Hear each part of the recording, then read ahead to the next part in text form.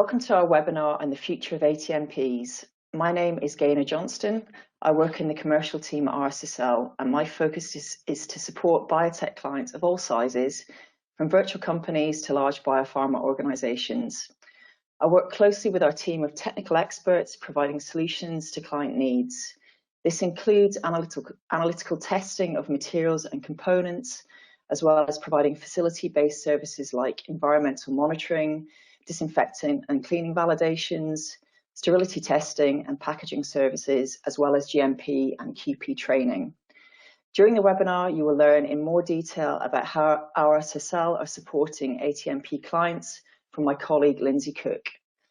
Please feel free to ask as many questions as you like using the question box on the screen. Our speakers will answer as many as time permits at the end of the session. We will reply to those we cannot answer today after the event. A copy of the slides will also be sent to attendees. Please allow me to quickly introduce our three fantastic speakers today. We have a very Nordic feel with two of our three presenters being based in Sweden.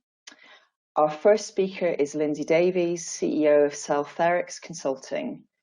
Lindsay has over 15 years experience in preclinical research, clinical trial design and product development, specifically within cell therapy and regenerative medicine.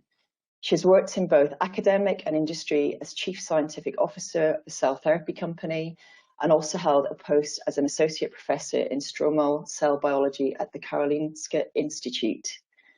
Our second speaker, sandwiched between the Lindsays, is Johan Living, CEO of XNK Therapeutics.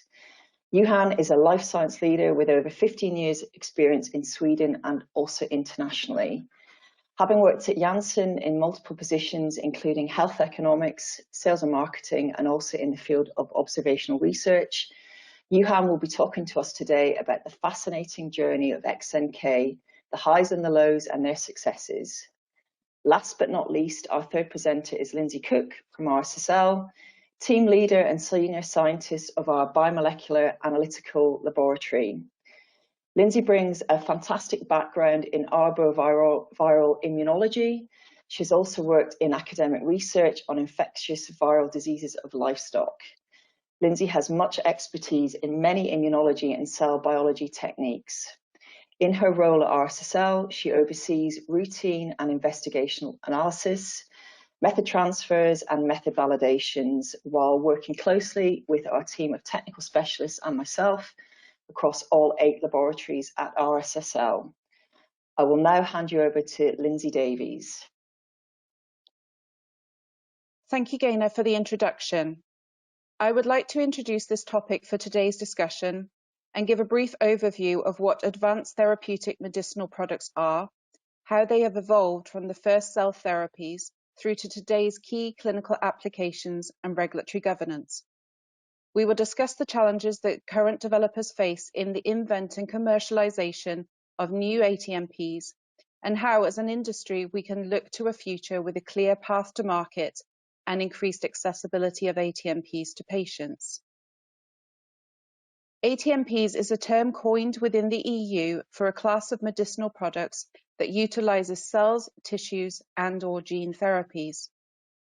Under the European Medicines Agency's governance and EU national competent authorities, ATMPs can be classed as cell therapies, gene therapies, tissue-engineered therapies, where the product is designed to repair, regenerate, or replace tissues, or combined ATMPs, where there is an integrated medical device to the ATMP therapy itself.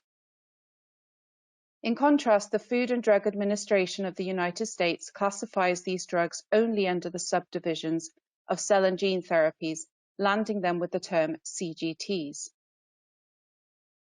Irrespective of the country of governance, ATMPs, as I will refer to this drug class for the purposes of this presentation, offer novel approaches for specific clinical indications, many of which have an unmet clinical need.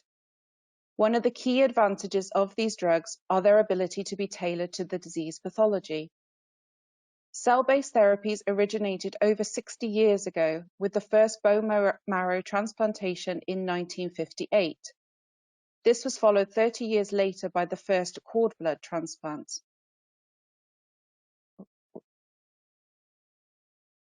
In 2001, the EU guidelines for ATMPs as a classification of drug product were first outlined, which was followed by the European regulation in 2007, under which ATMPs are currently regulated.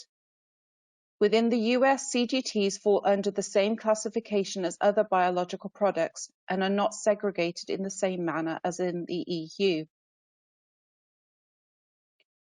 The regulatory framework surrounding the development and market authorization of ATMPs is extensive, but as we will discuss, still lacks clarity for developers and regulators.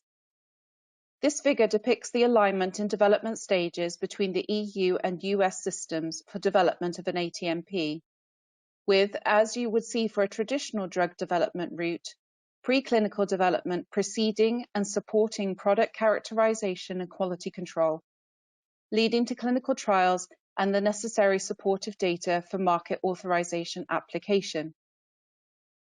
Regulatory governance of these steps is slightly different between these jurisdictions, though.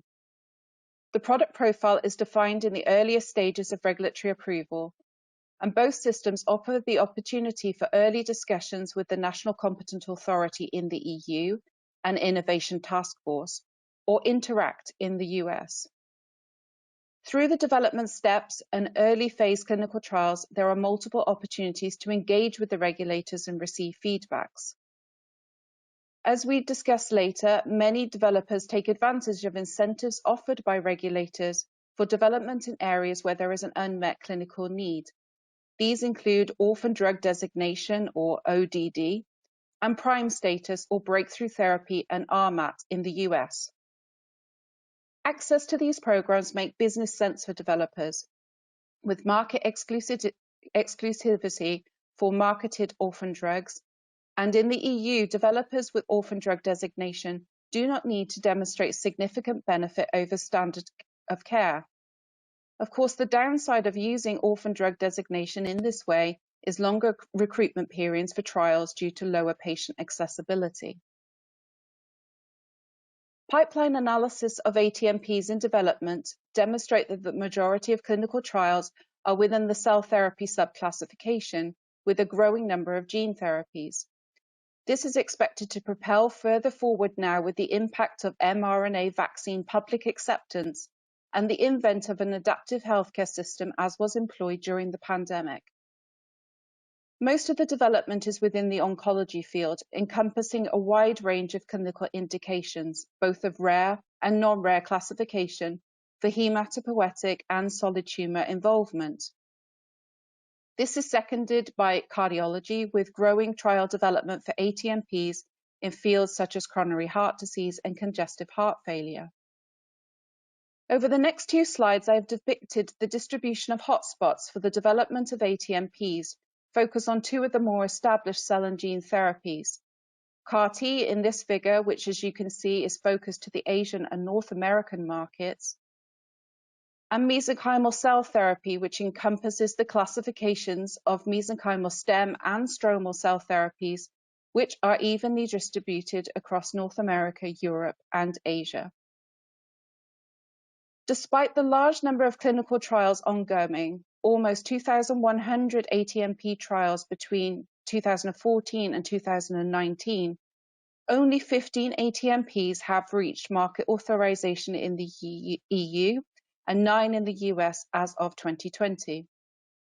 This represents just 1.6% of the overall approved products in Europe since 2009, and demonstrate the huge gap in development to commercialization and need for further investigation into what exactly the issues are that are impeding development, success of ATMP commercialization, and thereby access to the patient. When analyzing these data sets, you can see that orphan drug designation significantly helped in the quest for commercial success, with over half of all currently market authorized products achieving this status during the development phase. Right now, there remains a number of logistical, financial, and administrative challenges that we need to overcome before ATMPs will form an integral part of healthcare systems and become widely accessible to patients. These challenges are there for both the developer and regulators alike. For the developer and vendors, there are complex manufacturing procedures. The classification of cell and gene therapies as ATMPs means that their production needs to fall in line with the production of traditional drugs, such as the need for good manufacturing practice procedures. Accessibility to GMP-grade reagents can be challenging, and finding staff with relevant and sufficient training can also be difficult. This is paired with the costs associated with manufacture and development, with a switch to GMP manufacture having an implication of approximately a twofold increase in cost per clinical grade bag of MSCs, or mesenchymal stromal cells, compared to academic center manufacture. ATMP development is associated with demanding approval processes. In addition to the lack of sufficient framework for ATMP development right now, quality control guidance specific for ATMPs is lacking precise details and suitability. Many of the guidelines produced contain terms such as case-by-case basis and unless otherwise justified, leaving the door wide open to interpretation by developers and regulators. There is an issue in how flexibility in development can be balanced by the need for clarity. Data has demonstrated, however, that discussions with the national competent authority and EMA or the FDA during development significantly increases the chance of a successful market authorization. Likewise, taking advantage of fast-track options such as PRIME in the EU shortens the stop clock during development and reduces the number of major objections during market authorization application. In the area of product characterization, conventional strategies for robust non-clinical and proof of concept assessments, as well as mechanism of action, toxicology, and biodistribution, are not always transferable to ATMPs, and this can obviously influence their benefit-risk assessment.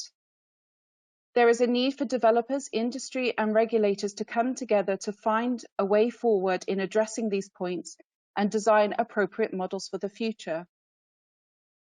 Likewise, the design of clinical trials and assessment of product efficacy is altered with ATMP development. Unlike traditional drugs, ATMPs normally directly enroll patients in their phase 1 trial instead of healthy volunteers as seen classically in traditional drug development. There is also a limitation in the number of patients that can be included, providing limited assessment of toxicity. And hence, this shows the importance of conducting these studies and designing them in connection with the national competent authority. We must also consider the patients themselves. Public perception and accessibility are issues which require significant exploration. EU initiatives such as Restore are investigating factors such as public awareness and approval. Better governance and clarity in our visibility and communication of these therapies will help to increase a positive public perception and reassurance in their safety. Coupled to this, reimbursement strategies and economical evaluation of how these drugs can be produced and marketed to patients remain a challenge, with many successfully marketed drugs subsequently withdrawing due to commercialization challenges. The cost of ATMPs and what this means in the wider context is something we should focus on moving forward. These challenges are central to all ATMPs currently in development and those that are already on the market.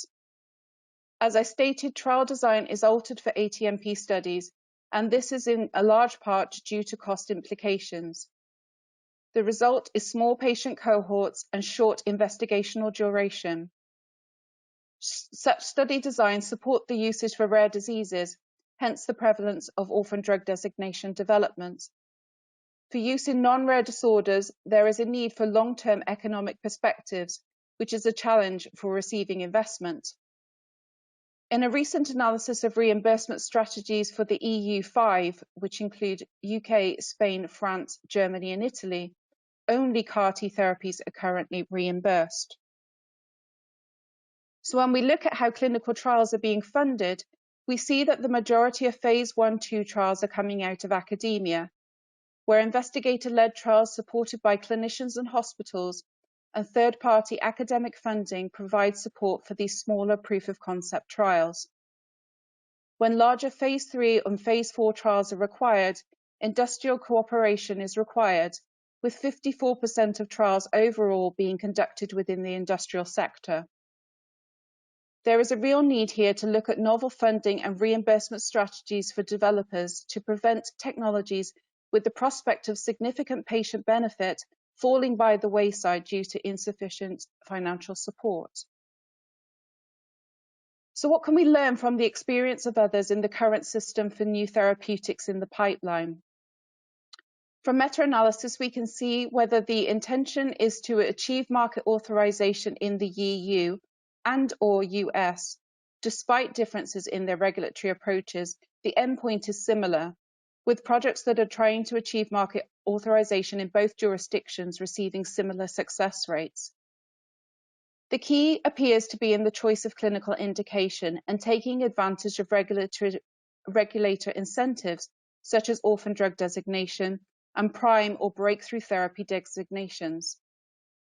Not only does this offer support during the initial phases of commercialization, such as market exclusivity for a certain period of time, this is 10 years in the EU, but opportunities for an even greater open dialogue with the regulators themselves. An open dialogue through the whole product lifecycle is essential.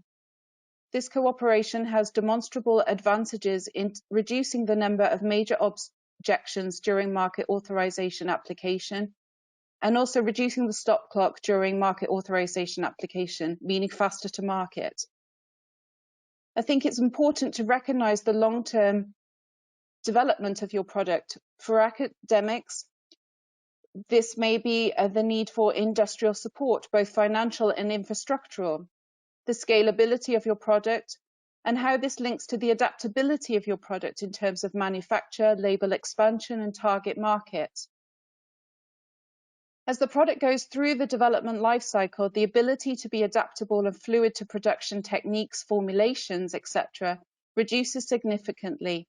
And therefore, to reduce lag time in producing new product, it is important to have an open mind from the very early development stages and a vision for where you are heading.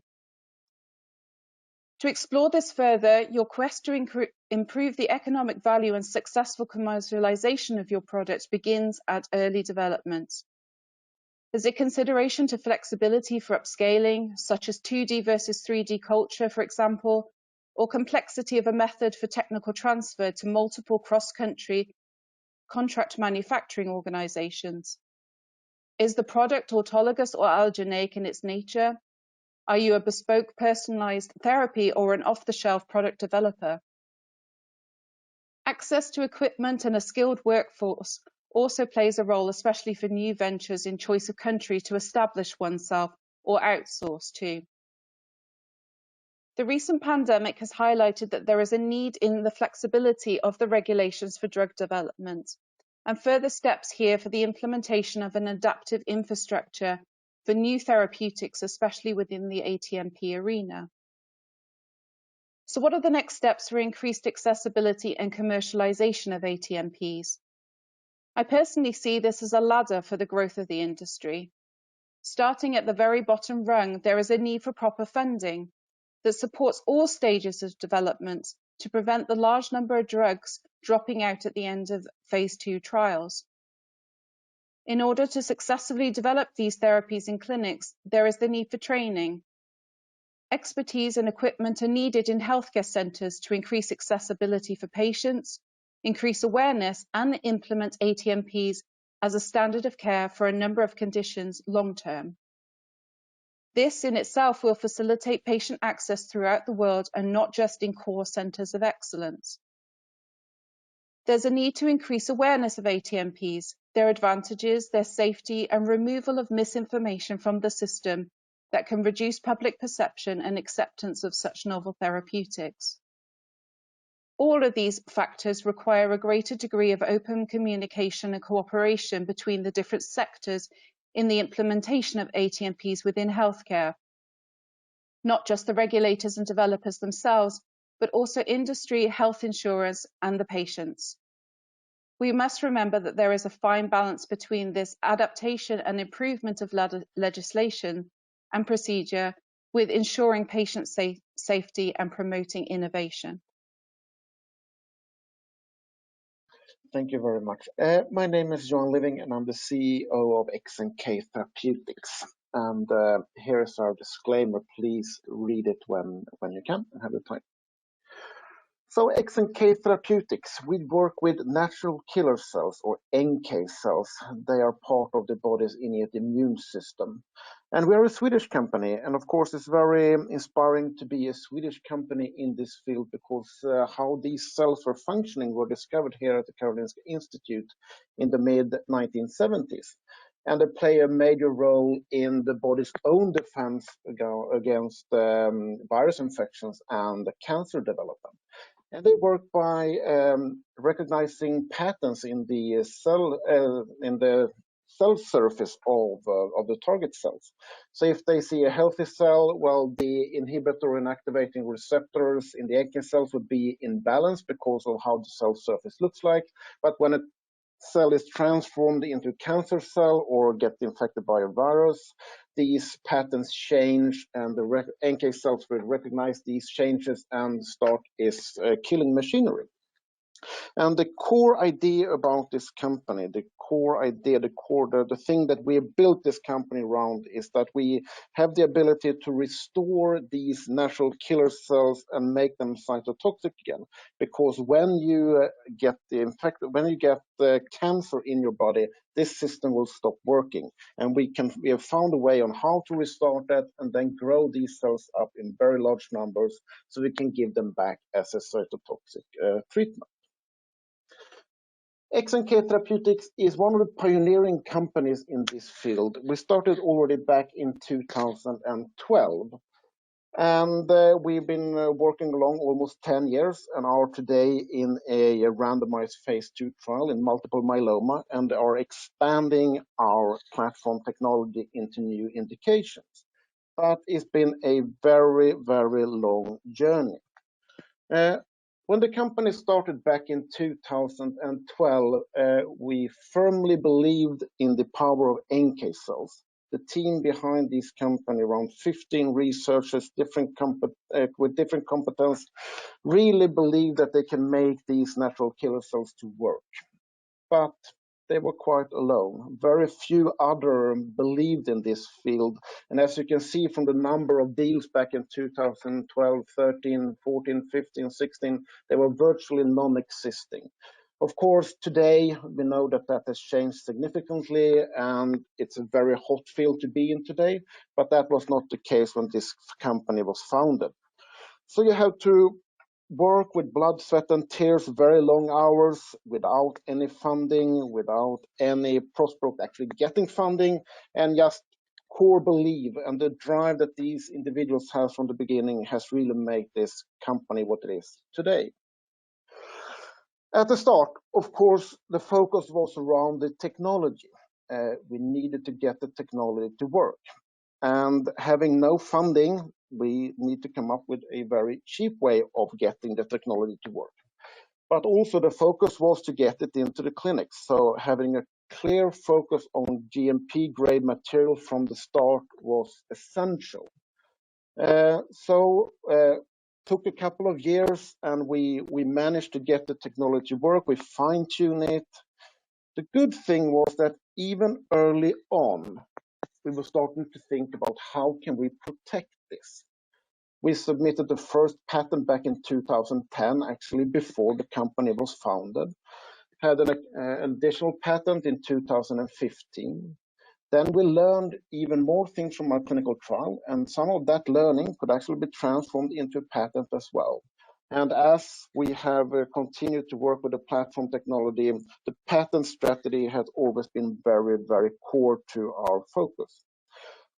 Of course, if you go and think about this from a financing perspective, this is what the venture capitalists are looking for. They're looking for a good technology, but they also need to know that you can protect it.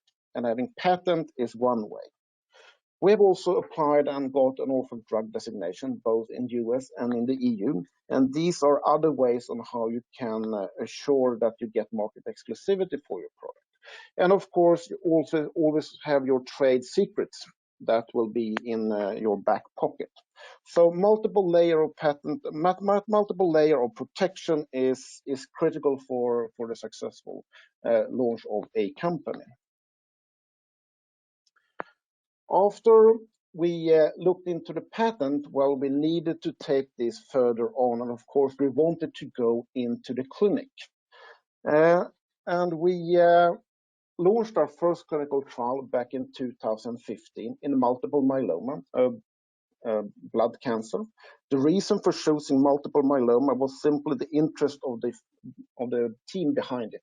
They had an interest in NK cells, but they also had a firm interest in hematological cancer. We treated 6 patients, focusing on safety and tolerability, and could show that the product was safe, and gave us some good insights that we really believe that it could have an effect as well, because we saw all the arrows pointing at the right angle. However, when we look at the technology and we focused on the clinical trial, we had to have our people standing in the clean room for 8 hours, waiting for the starting material to arrive, because we focused only on the technology at the beginning of this company. But very quickly in the production of the material for the phase 1, we realized there is no way we can make this process commercially available. It was simply not robust enough. We had looked at the technology, the expansion of the activation of the NK cells, but we haven't really been thinking of how can we get the starting material from the patients into a lab without having our staff standing there for a very long time. How can we look at the freezing? How can we look at the logistics? And how can we then have the entire process from patient coming back to us, back to the patient again, and how can we get that flow? So we had to get back to the R&D lab. We had to go back into the design phase, and it actually took us 2 years to figure out how we can make this work in a way that it could be commercially available and also make us do larger clinical trials. Very early on in the development of our company, we had a collaboration with a production unit, a GMP production unit that is situated here at the hospital in Karolinska University Hospital. And that was, without that, we would never have been able to launch our first clinical trial, and we would never be able to launch our clinical trial that we are currently running today. So having that close collaboration set up from the beginning has been critical for our development. However, that production unit, they serve many different companies. They have shortage of staff, and for us to be a priority there has not always been easy. So being able to take this product into a larger clinical development, we needed to think about the production scale. And we took a bold decision. We said we should try to build up our own production unit, an own GMP production. The reason for that is that we're working in the field of cell therapy, and the process is the product. So having a complete control over the process and understanding that, and can bring the learnings back to R&D and get the development from R&D into the production process is essential from my point of view. So we started to build. It took us 6 months, and we just moved into our new production facility. It's not been approved yet, but we are on our way to getting it approved by the Swedish MPA. If I would have known all the hurdles that we have to jump over during this period of time building this, I'm not so sure I would have taken that decision 9 months ago. But standing here today, I think this is probably one of the best things we've ever done, because it's so essential that you think about the production from really early on and how you can make this work. So having a clinical trial up and running, saying that the product is safe, we need to think about the business development of this company.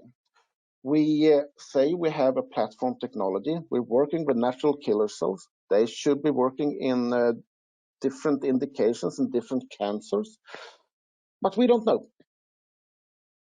So we started to do some new R&D work. We looked in different cancer indications. We sourced the material, and we're trying to figure out how can our product, our autologous NK cell, find the right spot in different indications. And we had to have a very clear strategy. And for us,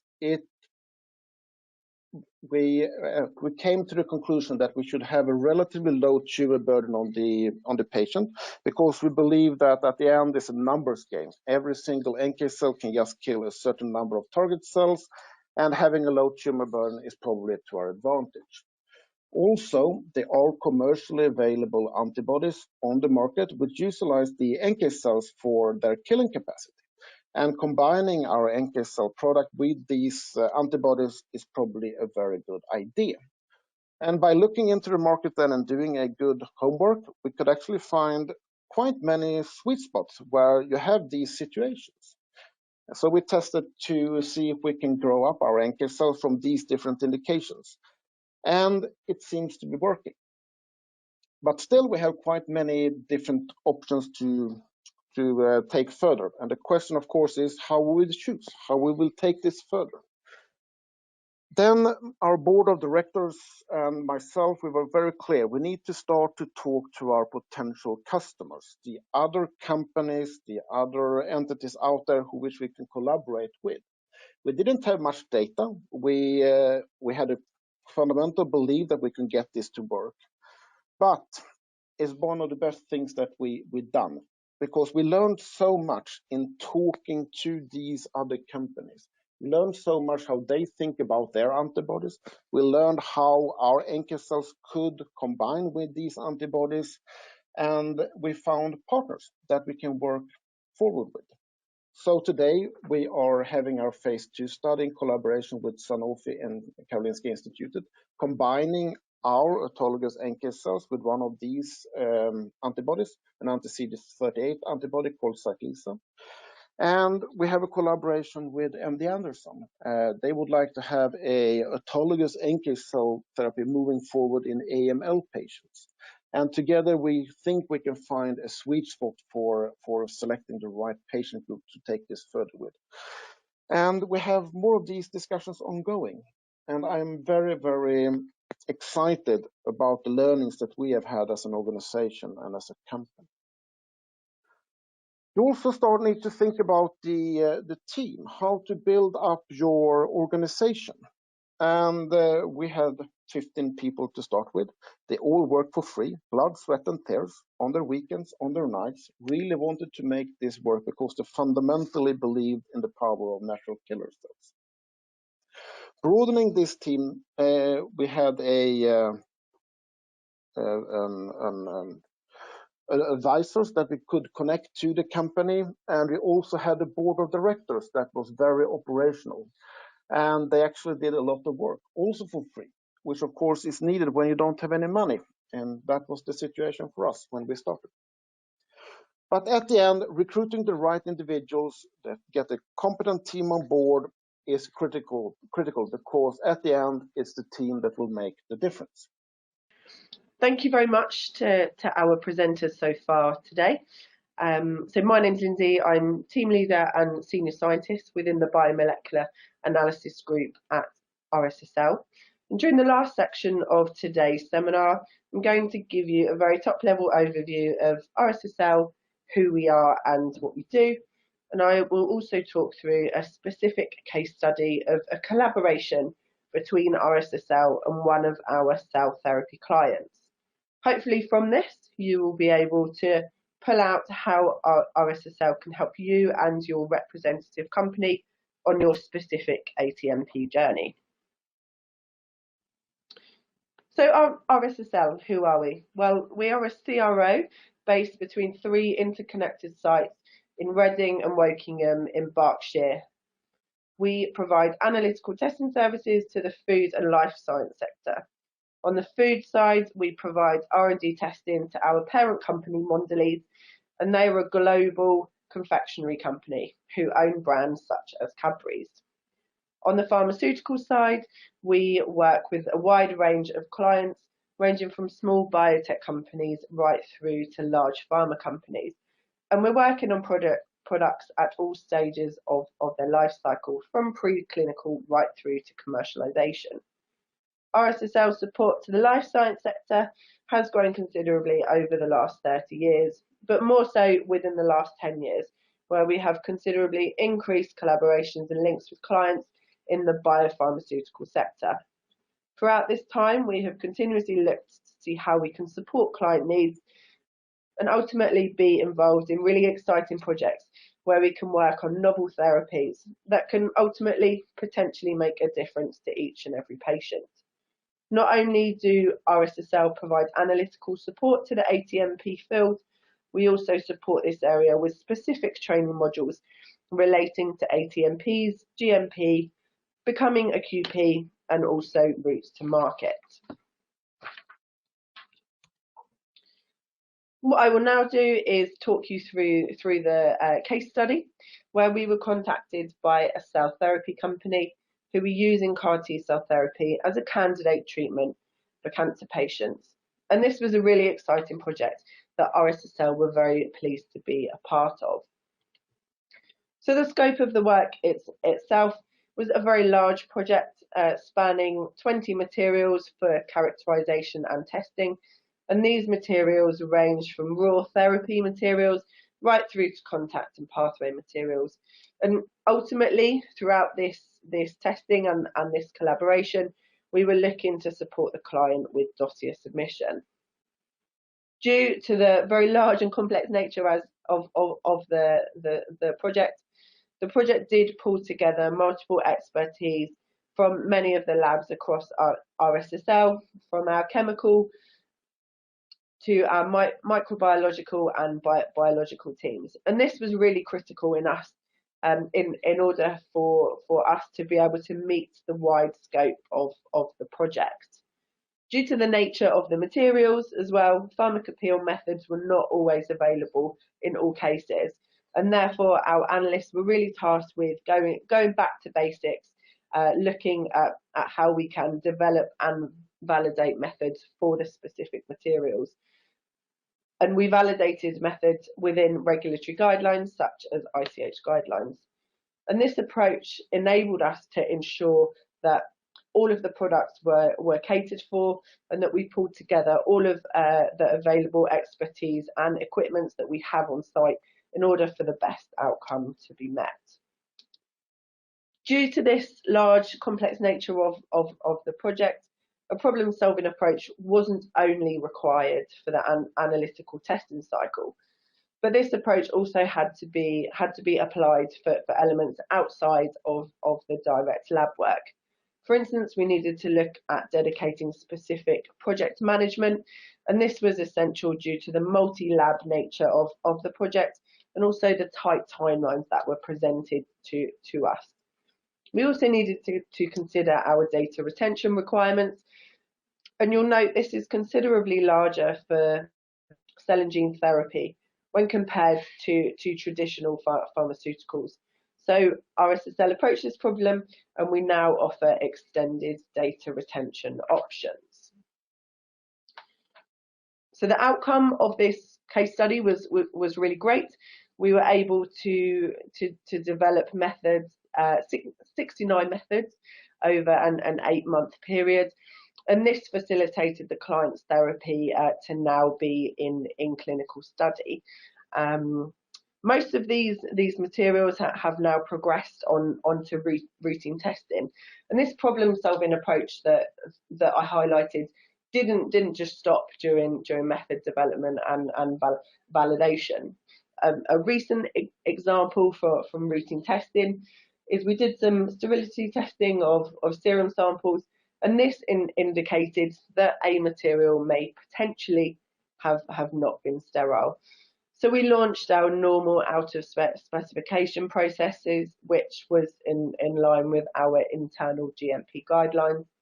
And as part of this, we applied a lot of expertise and equipment from across the company. For example, we looked at MALDI-TOF analysis within our pharmaceutical microbiology team. We looked at protein profile by STS page within the biomolecular analysis team, the team that I lead.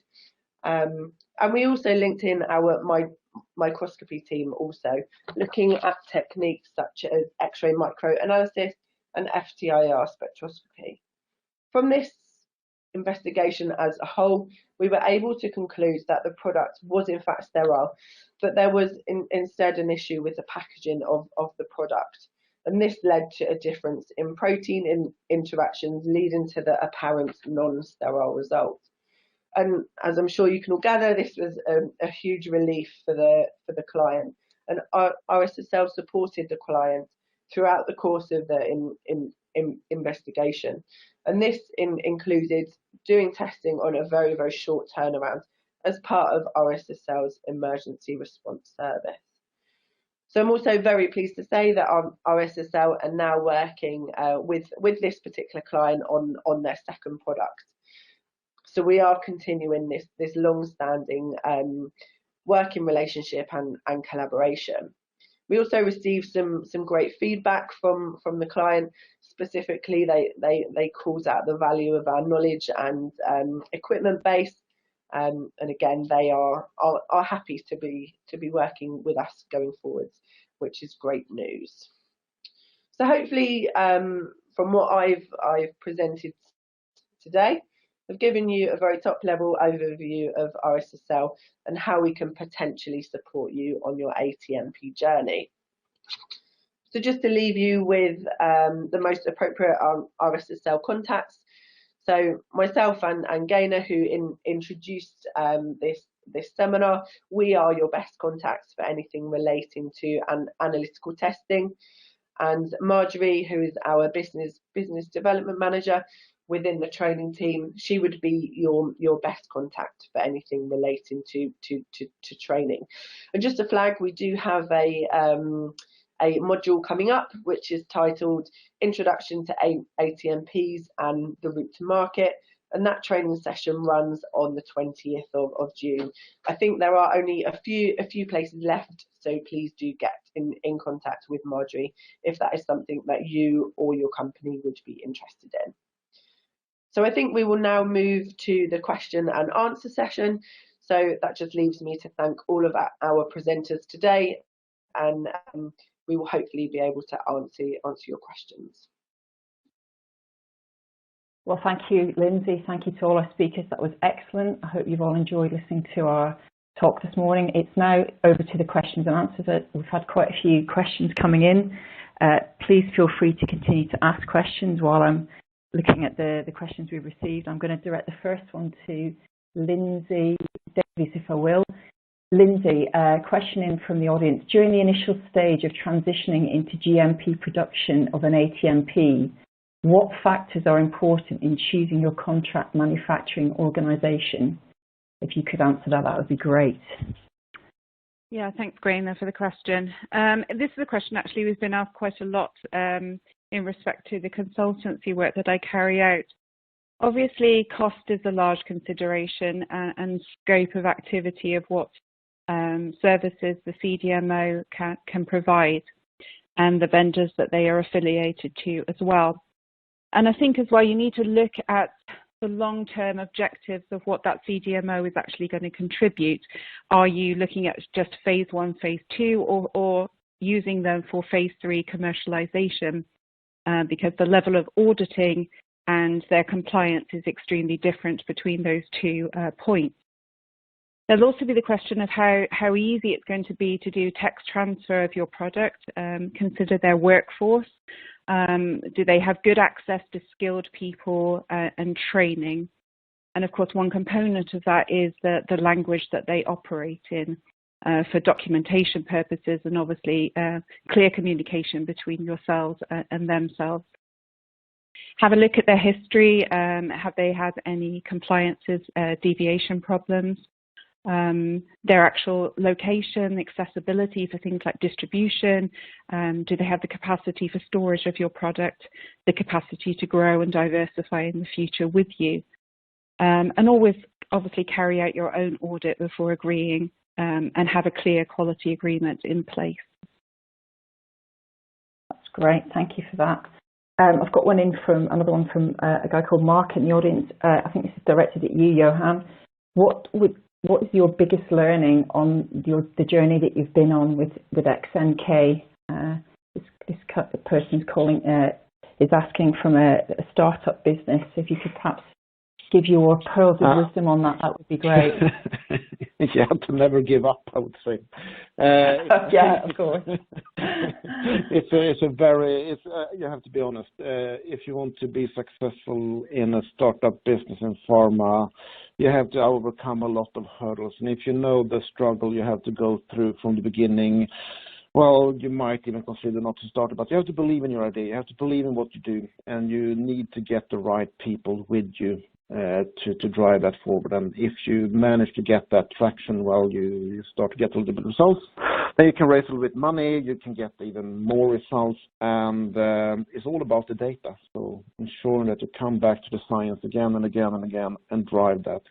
And at the end, sometimes you need to say the science is enough. Let's push this further into the market. You need to start to discuss with your potential clients, because that's a very vital source of information, also funding. So you need to try to find partners.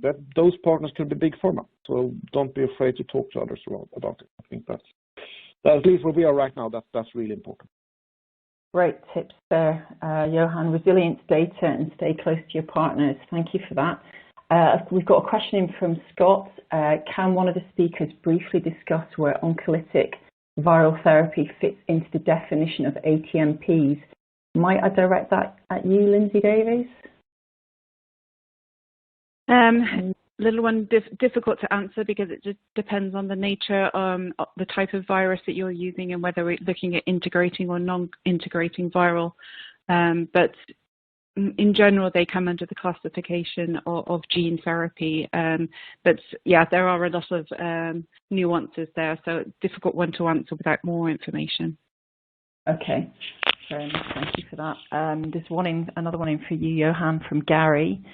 He is asking, he says, you mentioned about making the cell expansion and harvest robust for GMP. Was using closed systems in this process, and in the new we're using closed systems, was that key to this process and in the new GMP facility?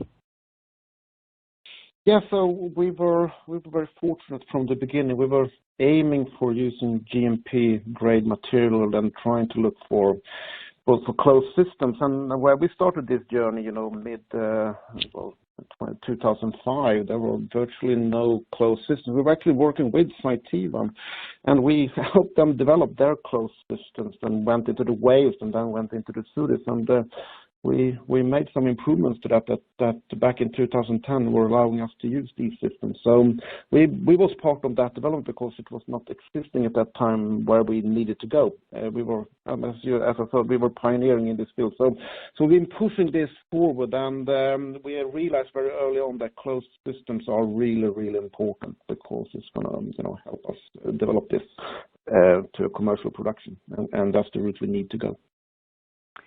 So in answer to Gary, your question, the answer is yes, it was very important, it sounds like. I've got another question. Yes, it was very important. Yes. But thank you for explaining it so thoroughly, Johan. I've got a question for you, Lindsay, a little bit of a technical one here. There's been a lot of discussions regarding potency assay requirements for somatic cell therapies like MSC. What are the key considerations in designing such assays? Can I direct that to you, Lindsay, please? Sure. I mean, with respect to mesenchymal stromal cells or MSCs, then yes, there is a huge challenge when it comes to potency assays, because their specific mode of action is inherently difficult to ascertain due to the impact of factors such as the patient milieu at the point of infusion. But in general, obviously, a viable cell count is performed routinely as part of product integrity, but it can also be employed as an aspect of potency. Under EMA's guidelines, there is a need for quantitative measurements in potency assay development. And here, this is where your viable cell counts can aid you in this process. But if you look at the guidelines that have been published by EMA on potency assay development, and those by the FDA, and documentation coming out of groups like the MSc committee at the International Society for Cell and Gene Therapy, then a combination of both in vitro and in vivo assays can be employed. And in general, we recommend that you use a matrix or a battery of assays that can address biological activity, such as ELISAs for secreted molecules, and functionality, such as immunosuppressive T-cell assays, and a biological biomarker, such as a cell surface marker for an MSc. And I think it's important to say that these assays, obviously, because of using them in the industrial context, they need to be very simple in design and execution so that they can be designed for validation purposes. And those would be my key points, as well as having your relevant reference standards that you can actually employ for these assays as well. Yeah, sometimes that can be tricky, but it's a really, really valuable point that you make on that, Lindsay. Thank you. I think we've got time for one last one. Again, I'm afraid it's going to be directed to you, Lindsay, I think. At what stage of product and process development should we consider switching to validated protocols for product characterization? Quite an interesting question. I would recommend keeping this in mind from the very start. Obviously, you are working initially just in a research and development phase, probably in a research and development laboratory as well. And therefore, what you're designing, whether you're in academia or whether you are in a company situation, will fall under an initial research plan and then a report of your data. But in designing those assays, I would really consider the core principles of compliance and for a validated procedure, so that it becomes a little easier later down the line for you to transfer that technology across. And those are things like robustness and reproducibility. And as I said previously, the more simple you stay in your design and your approach, the easier it is to transfer things, to have access to material which is of a pharmaceutical grade, and obviously the access to the machinery that you can qualify for these procedures as well. It's a very useful point. Thank you for answering that, Lindsay. Well, that brings us to the end of our webinar. I just want to thank you all for joining us today, and again, thank you to our three speakers. It's been really interesting. I hope you all found our webinar insightful. Please do feel free to contact us if you didn't get a chance to ask a question or didn't feel like you felt a bit shy to ask maybe, then by all means drop us an email. We'll be happy to collect emails and respond to you separately. We look forward to hearing from you and meeting you at another RSSL webinar in the future, or perhaps join us at one of our training courses virtually or face-to-face. Our calendar of events is on our website for training. Please feel free to look at that. We've got a special discount running as well. If you're interested, get in touch with Marjorie. Her details are on the screen. Thank you, everyone. Have a good afternoon. Bye-bye.